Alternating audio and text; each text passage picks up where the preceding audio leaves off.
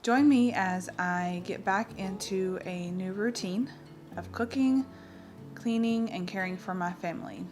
I just had a baby and I'm 2 weeks postpartum, and so we have a lot of things that need to be done, and I've got to get back into the flow of things.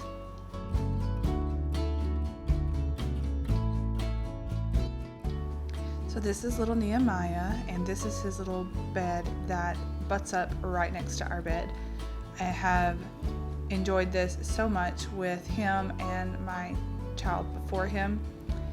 It is level with the bed, and so there's no having to get up out of the bed in the middle of the night when he needs to nurse to get him, and it's just really nice. And because we still have our bed in our living area right now, we are thankful that he can kind of just stay in that, and I can see him at all times if he wants to nap in there. One of the things that I have been trying to do since I have been postpartum is just make my bed. That seems to be really helpful in getting my day started and making sure that my house is kind of like a little bit tidy. It's really hard to keep up with it to begin with, but then when you have 4 kids and you're postpartum and you've been off for 2 weeks and all of that stuff, it just kind of gets a little out of hand. So making my bed seems to help really, really good. So here I am putting on my baby wrap. This is how I get things done whenever he is not satisfied with laying down. I put a boba baby wrap on, which is my favorite. So you find the middle and you put it in the center. You bring it around your shoulders in the back, then you put it through, cross it under, take it back around the back, tie it off, and then he just fits real snugly in there. And it's really sweet because I get to be near him. He gets to hear my heartbeat. I get to kiss the top of his head. If he's crying or anything like that, I am the first one to respond. It's just really sweet. And I have 2 free hands. So it's just really nice as a mom. So if you would like to get your own boba wrap, then I will leave a link in the description box. But I also have a video on this. I'll try to remember to link it in the description box below as well on how exactly to tie it for a newborn. So it's real simple. It just takes a little bit of getting used to. So the other day I was at Aldi, and I have come to love Aldi. We have been getting a lot of our groceries there, but the 2 little aisles in the center of the store that have a lot of home goods stuff has become a quick favorite of mine. So I put up these cute little pumpkins that I got, and it was just cute for fall. I don't really like the bright orange stuff for fall, so I wanted to have some really cool tones that go with my decor. We've also gotten a little bit behind on homeschooling just because I just had a baby, but that's the beauty of homeschooling. You can kind of do it when and how you need it to be done. So this day I was reading Amelia Bedelia to the kids, and we really try to read fairly often. Most nights we read before bed. We visit the library pretty often, and the kids love reading. I love reading, and it was just a good way to kind of ease back into homeschooling. Now, because I've been off for 2 weeks, my home is a disaster, and I needed to take care of it. So there's lots of emotions going on. My emotions, the kids' emotions, everybody's readjusting. So it is a little bit difficult right now, which I figured would be. But I also have some things that needed to get done that I kept putting off. Or I did, like these cucumbers and peppers, for example. I harvested them right before I went into labor and just didn't really get a chance to pickle them. So here I'm making some overnight refrigerator pickles and jalapenos. So super easy. You just cut them up, put them in a jar, put hot vinegar and water over top of them, and your spices, and then put them in the refrigerator overnight, and they're ready to eat the next day. So we have several of those. I did can some earlier in like the season, and it's in our pantry. So speaking of the pantry, I needed to clean it and organize it.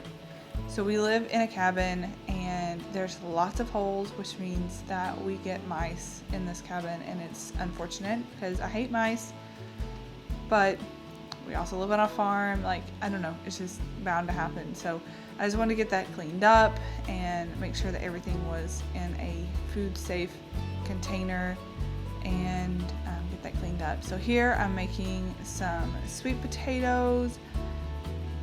Easy meals are my go-to, especially postpartum.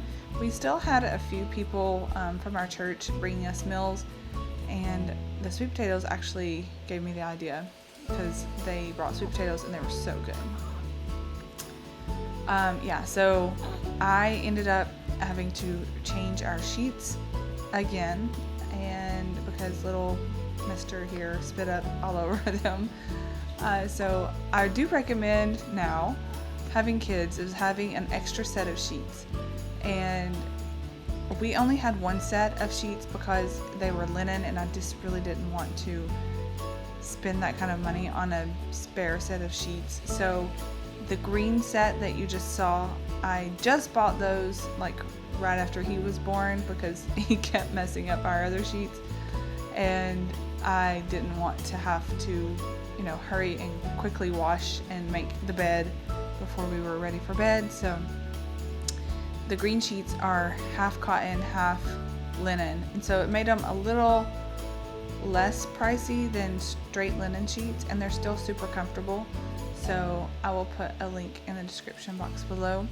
But I did show and share all of this stuff in my newsletter as well. So if you are not a part of the newsletter group receivers, then you can sign up for that in the description box below. I don't spam you. I just send out, once or twice a month. I don't have time to do it any more than that, but I do try to let my newsletter group know what's going on, and I send out the videos that I make and any extra stuff that they might need to know. So if you are interested in keeping up with us and knowing what we're doing, maybe a little bit more in depth than the videos, then you can sign up for that. Alright, you guys, I needed to make some elderberry syrup. It is the season where everybody's getting sick, and actually right now, as I'm doing this voiceover, my voice is starting to go out on me. We've had a cough. My kids are getting sick, and so I wanted to make some elderberry syrup. Unfortunately, when I harvested these elderberries, they were not all completely ripe, and I threw them in the freezer before they ripened a little bit more. So I had the hardest time getting the unripened ones away from the ripened ones. And I'm not going to share this recipe because it is not foolproof, unfortunately. So I ended up just adding in some cinnamon and honey to my elderberry juice, and we made some elderberry syrup out of it. But one day when I get a really good recipe that works for me, and I can do a better job at getting ripened elderberries, I will be sharing that with you, because it's a really great tool to keep your immune system regulated through the seasons when it's really tough to stay well. So back to easy meals. I have been loving fish lately, and my family loves fish, so we've been eating cod and rice, which is super easy to fix.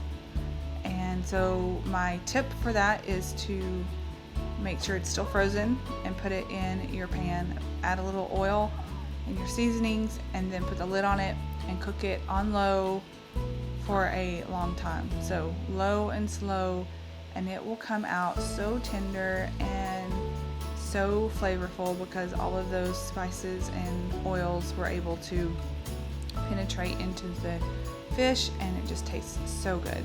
So I have been doing like a taco seasoning with chili powder and cumin and salt and things like that, and my kids love it.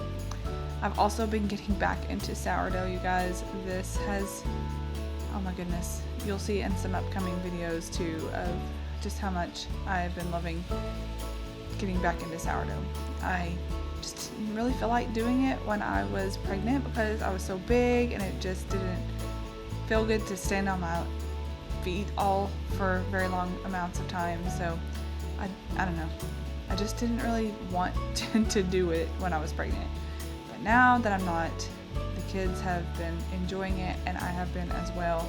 It's so yummy. So little Hadassah is taking her fingers in the bowl and trying to get all of the dough. And I am preoccupied with answering another kid's question, so I didn't even see that, which is really funny now that I'm watching this footage and doing the voiceover, just watching how much she's digging into that. But I am not an expert at sourdough. I just know that your sourdough starter needs to be bubbly, and that's what makes your bread rise. And I just put things together and I try it out, and I'm learning, and it's really fun to learn. And so now that the cooler seasons are coming, it's going to be fun to make some more things for my family and just test out different recipes and things like that. So stay tuned for that. But I was just letting these rise for the evening so that we could have them with our supper, which turned out really good. And I love eating a slice of sourdough with some butter. It's so good.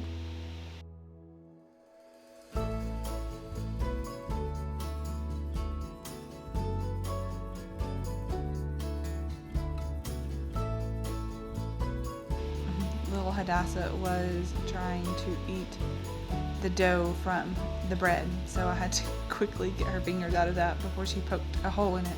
So at this time, we were having about 5 gallons of milk that we were buying from our milk pickup. Right now we don't have a dairy cow that's producing milk, so she is at another farm getting bred. So we have just been buying our raw milk from a local farm, and the cream lines on these things are so good. And so I wanted to make some butter because we were low on butter. Now, when you have raw milk, if you put it in the fridge for 24 hours, you will see the cream line start. And then if you leave it in there longer than 24 hours, the cream will become pretty thick. And so that's the easiest time to scrape your cream or skim your cream off the top. And that's all you need for butter is the cream. And you put it in a mixer, or you could put it into a food processor. I use my mixer, but it does get super messy, so you need to put a towel over top of it. As you can see here, I had buttermilk everywhere. But it takes about 10 minutes on medium to medium high, and you will see the butter separates from the milk. And then you have buttermilk left in the bowl, and you take your butter out and you pull it all together and you squeeze out all the buttermilk that you can. And then once you have done that, you take it and you put cold water and just run the cold water over it, and you just keep squeezing that butter until the water is running clear out from underneath it. And that's basically how you make butter. Now you can salt it if you want to. I love to salt my butter. I forgot to salt this butter, which is okay. I ended up using it in another recipe that I could just add a little bit of extra salt to make it the way I want it. I love salt. But yeah, so basically all you have to do is mix it till it separates, rinse it until it's running clear, and then put it in your butter molds. So my daughter Sayla and I decided to put this butter into some silicone molds, and it was pig shaped, so she thought that was really fun, and it was something that I could let her do and just kind of step away after she got the hang of it, and I could go do something else. So once we had all of the butter put into the silicone molds, I popped them into the freezer. And that's where they stayed until I used them in a recipe, which you'll see in an upcoming video. So it's pretty simple to make butter. You just need a cow and milk and cream. So here is the sourdough that turned out really well. And what I wanted to do to go with it for supper that night was a beef and vegetable soup. Sticking to the super easy recipes that don't require a lot of thinking. That is, what I try to do when I'm postpartum. That will feed our family, which is kind of crazy to think that I'm going to have to adjust all of this again soon when everybody's eating. So I always use a tomato sauce base for my beef and vegetables, and I will just pour a can of tomato sauce in there, and then I fill the can up with water a couple of times and then pour that back into the soup so that it's a nice consistency, I guess. Don't want it super thick but not super runny either, so I just kind of eye it. And then I chopped up some zucchini, carrots, celery, whatever I could find in the refrigerator. Oh, I think there's garlic in there.